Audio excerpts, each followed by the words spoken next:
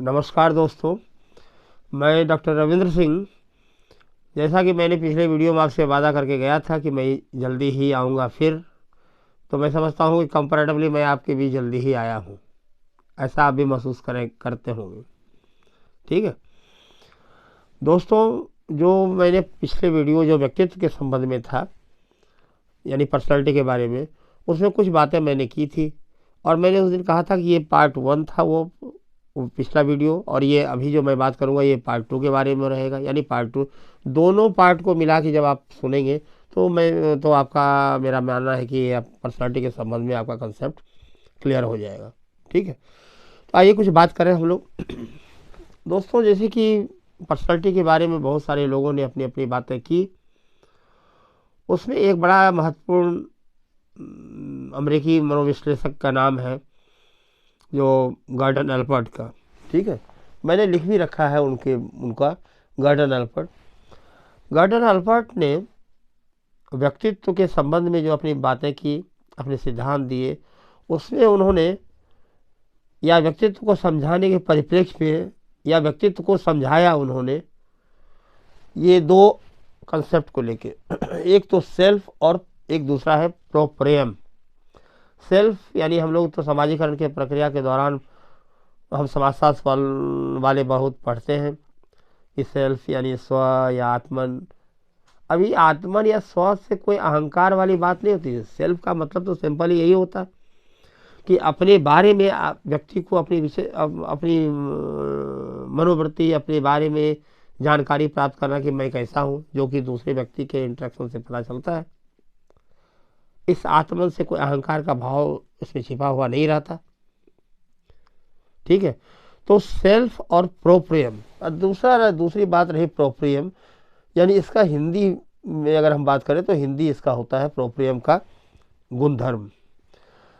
दोनों में थोड़ा बेसिक डिफरेंसेस की गहराई को जरा समझने को प्रयास कीजिएगा कि सेल्फ का मतलब होता व्यक्ति के अपने बारे में अनुभूति प्राप्त होकर होना कि मैं कौन हूँ, या आप इसको ऐसे भी कर सकते हैं कि सेल्फ का मतलब या स्व का मतलब होता है कि जब व्यक्ति को अपने बारे में पता होता है कि मैं कैसा हूँ, अच्छा हूँ, बुरा हूँ, मेरा गुण कैसा है, मेरा स्वभाव कैसा है।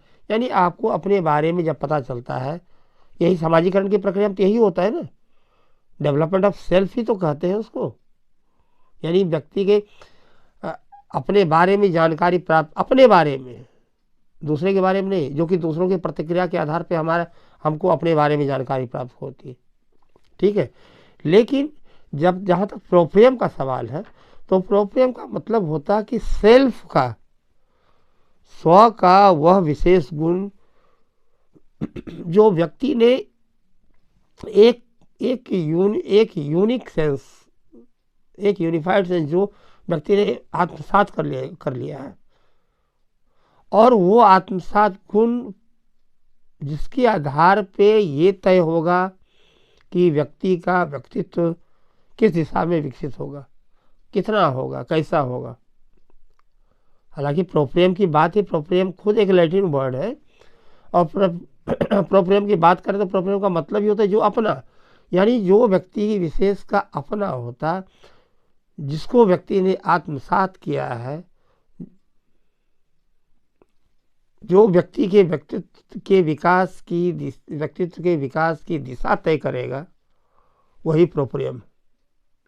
ठीक है, तो ये सेल्फ और प्रोप्रियम के आधार पे गॉर्डन एल्पर्ट ने अपनी बातें की।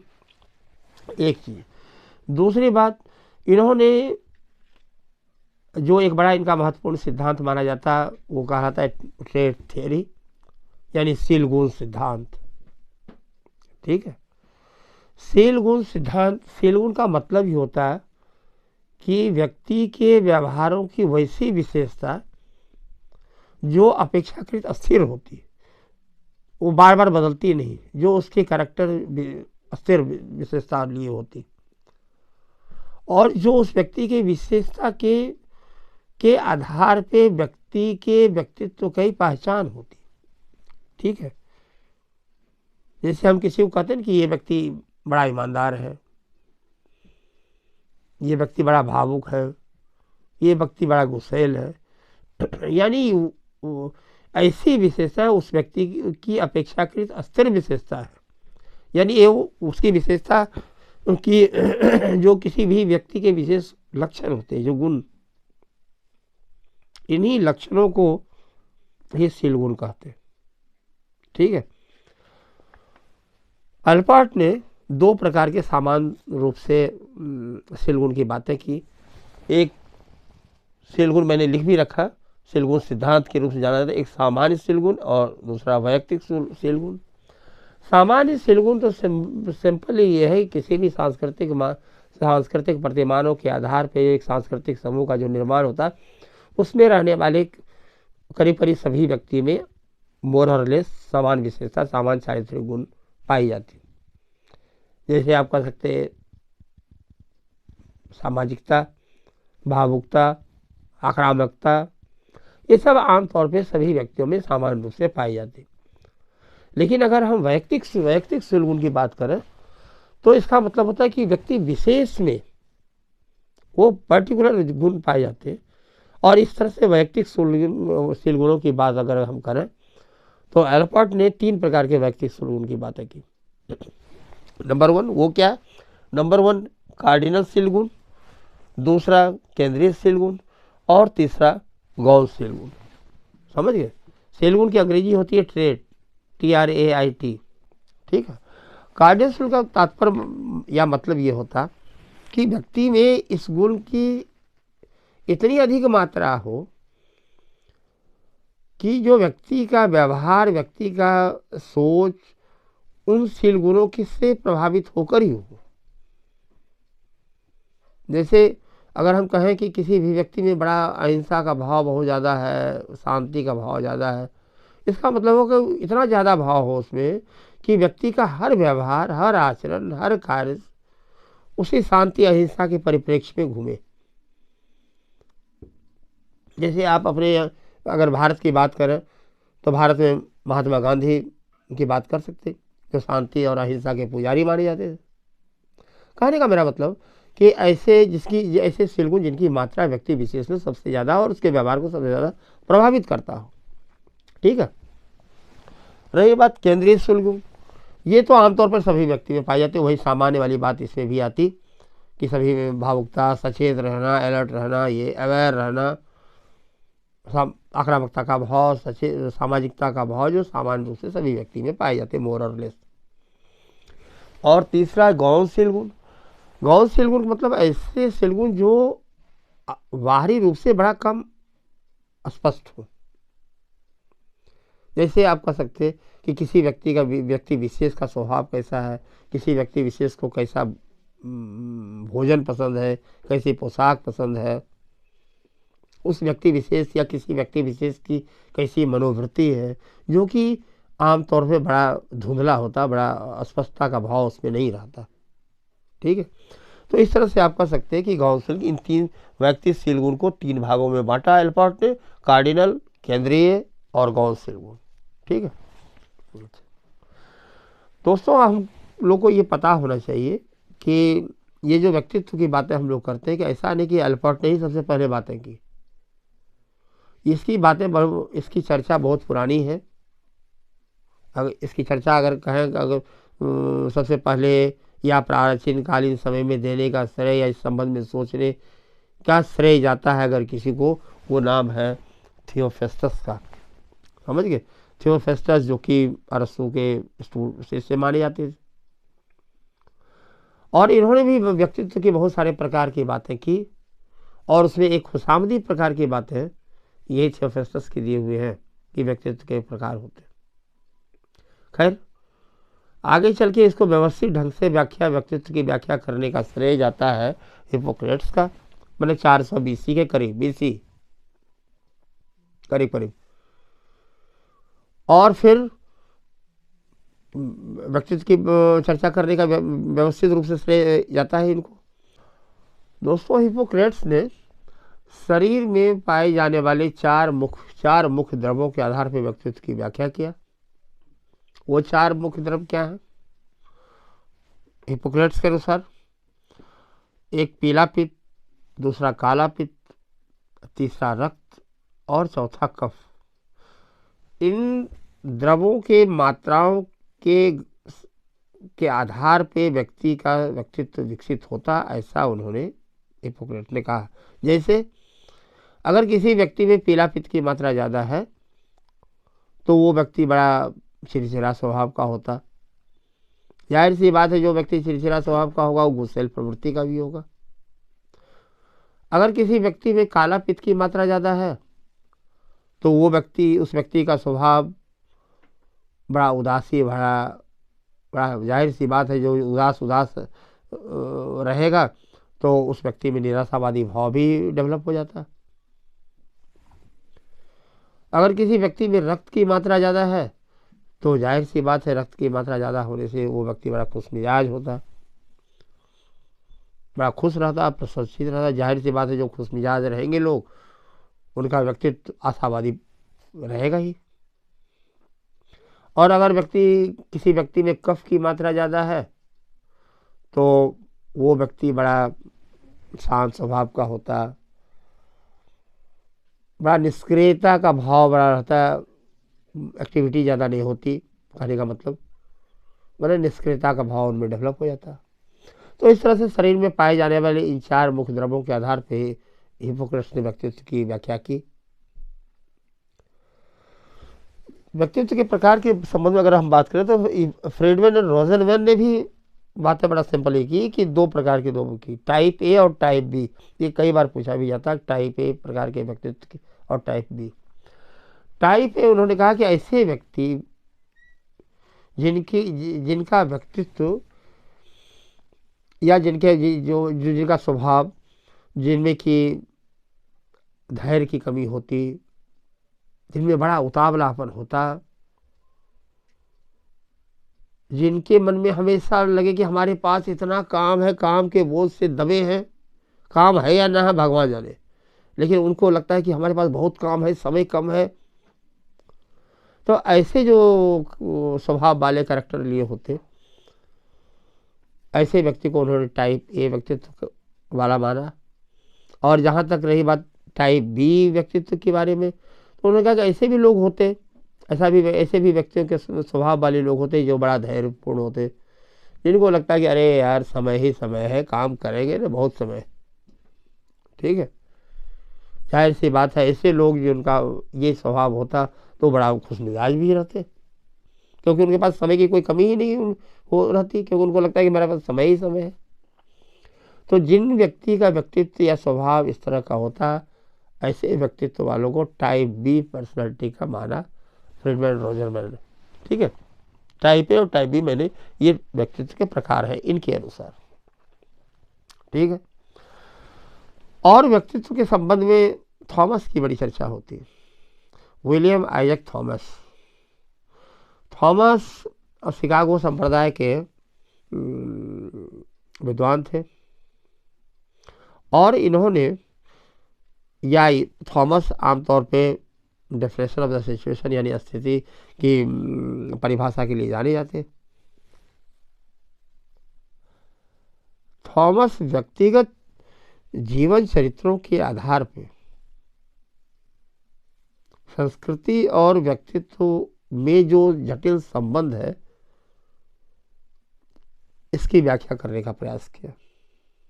विलियम आइजैक थॉमस, और इनकी बड़ी फेमस बुक है, मैंने लिख भी रखा है, सोशल बिहेवियर एंड पर्सनैलिटी, ये आप याद रखिए, जो कि 1951 में आई थी। और इस बुक में इन्होंने 3 प्रकार की पर्सनैलिटी की बातें की। वो बोहेमियन पर्सनैलिटी, फिलिस्टाइन पर्सनैलिटी और क्रिएटिव पर्सनैलिटी। बोहेमियन पर्सनैलिटी, ऐसे पर्सनैलिटी की व्याख्या की चर्चा इसमें की कि ऐसे लोग जो रूढ़ी, इसको हिंदी में अगर हम कहें तो रूढ़ी मुक्तता, यानी ऐसे लोग जो पुराने ख्याल से जुड़े नहीं रहते, किसी के प्रति एहसान का भाव या अपने अतीत को याद नहीं रखना, जो भी नया विचार मिला उसी का हो जाना, ठीक है। मतलब कोई भी नया विचार कोई दिया उसको सहज रूप से स्वीकार कर लेना, ठीक है, ऐसे लोग बोहेमियन पर्सनैलिटी के मालिक माने जाते हैं। रही बात फिलिस्टाइन पर्सनैलिटी, फिलिस्टाइन पर्सनैलिटी मतलब विश्वासक, इसकी शुद्ध हिंदी में अगर हम बात करते हैं, यानी ये ऐसे लोग जो यथास्थितिवादी हो। अरे ऐसे लोग भी होते ना जो कहते हैं अरे यार जो है सब सही है, क्या मारामारी करना है, सब सही है, जो है वही बहुत है। ठीक है, यानी ऐसे लोग जो कोई नई विचार को नहीं स्वीकार करने के लिए बहुत जल्दी तैयार होते, या कोई नया अनुभव भी प्राप्त करने का जो है एटीट्यूड होता है, एक ललक होती, वो भी नहीं। ठीक है, जो है सब सही है, यथास्थिति जो है वही बहुत बहुत है। इस तरह की मेंटालिटी की जो लोग होते वो फिलिस्टाइन पर्सनैलिटी के माने जाते हैं। और तीसरा जो क्रिएटिव पर्सनैलिटी की चर्चा इन्होंने की, यानी आप कह सकते हैं कि ये दोनों का मिश्रण है। यानी पुरानी बातों को छोड़ते जाओ, नई बातों को ग्रहण करो, आगे बढ़ते जाओ, हमेशा नई बात सीखने के लिए तैयार रहने वाले लोग, ऐसे लोगों को क्रिएटिव पर्सनैलिटी का माना है थॉमस ने। ठीक, तो खैर उसी तरह से जुंग की बात भी हम करते हैं। स्पेलिंग इनकी होती है JUNG, कहीं कहीं किसी किसी बुक में आपको युंग भी मिलेगा, तो आप कंफ्यूज मत कीजिएगा। यानी पूरा नाम है, स्विस मनोविश्लेषक थे कार्ल गुस्ताव जुंग या युंग। ठीक है, युंग दरअसल माना जाता कि ये फ्राइड के उत्तराधिकारी थे या कहे जाते थे, लेकिन काम भावनात्मक विषय वस्तु की व्याख्या के संबंध में फ्राइड से मतांतर होने के कारण ये फ्राइड से अलग हो गए। और युंग ने जो काम भावनात्मक विषय वस्तु के लिए जो द्वंद्व था दोनों में, जिसके कारण फ्राइड से अलग हो गए, इन्होंने युंग ने काम भावनात्मक शक्ति को एक जीवन शक्ति माना, जिसमें कामुकता के साथ साथ नैतिकता भी होती।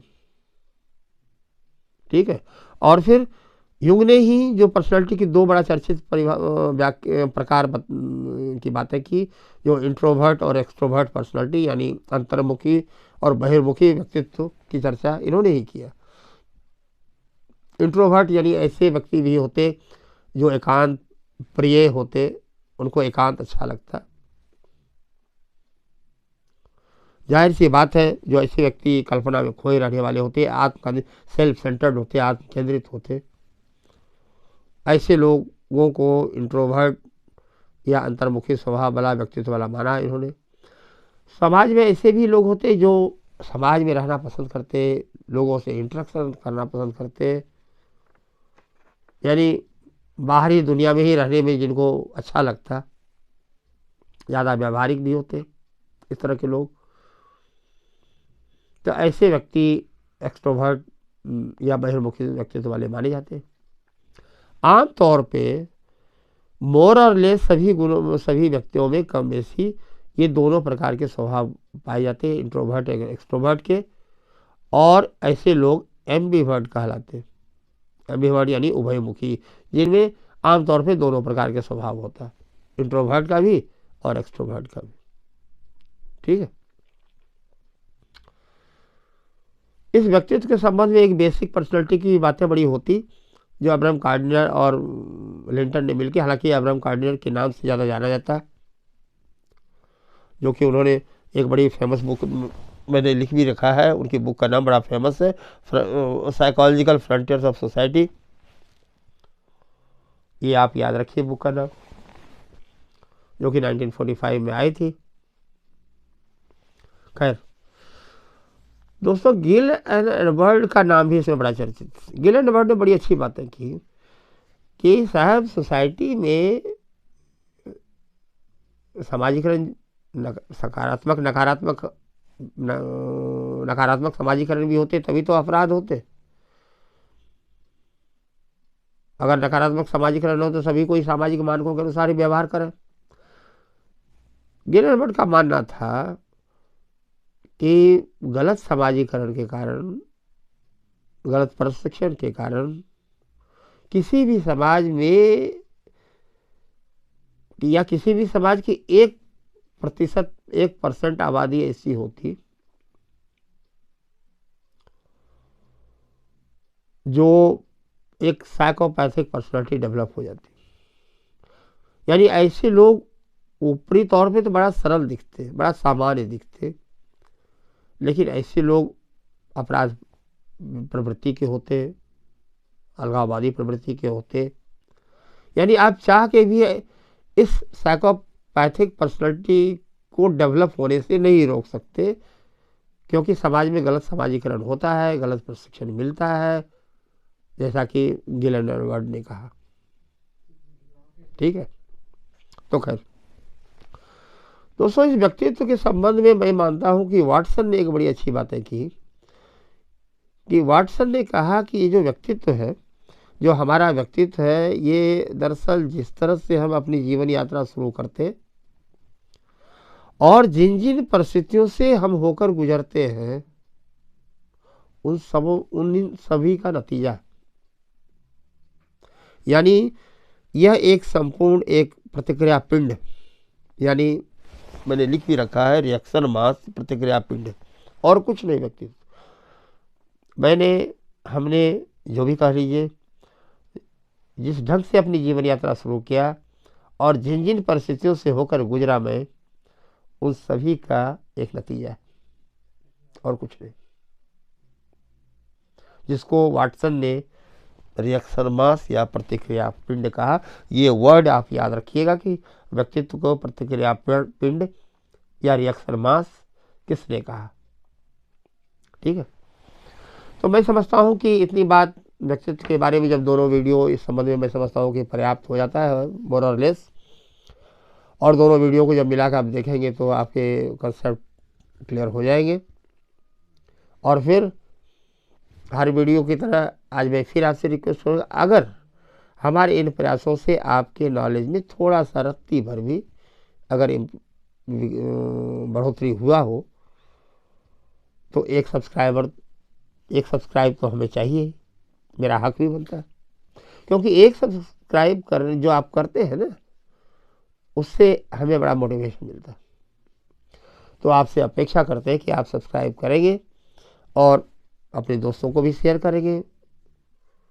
ठीक है, तो आज के लिए, और दूसरी बात एक और मैं जाते जाते हैं कि आप ये जो सब्सक्राइब करेंगे, तो वो जो उसके सामने जो आपको एक बेल का मिलेगा साइन, उसको जरा दबा देंगे, ताकि उससे नोटिफिकेशन आपको अगले वीडियो के बारे में मिलने में सहूलियत होती है। तो आज के लिए फ़िलहाल इतना ही, फिर मिलते हैं किसी और नए मुद्दे को लेके। तो आज के लिए थैंक यू।